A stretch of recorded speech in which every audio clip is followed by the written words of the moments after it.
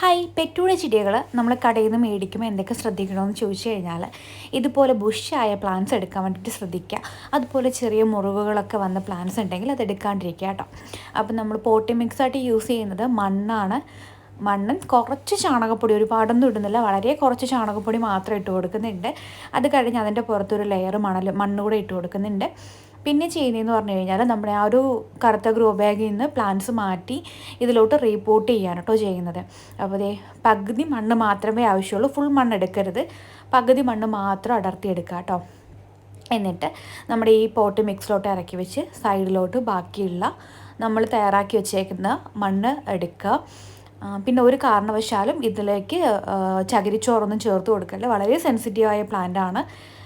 എന്നിട്ട് നമുക്കിതേ ഒരു ഹാങ്ങിങ് പോട്ടിലാക്കി നമ്മുടെ വീട്ടിലൊക്കെ തൂക്കിയിടാവുന്നതാണ്. അടിപൊളിയാണ് കേട്ടോ. ഇത് അതിന് മുമ്പ് മേടിച്ചൊരു പ്ലാന്റ് ആണ്, റെഡാണ് കേട്ടോ. താങ്ക്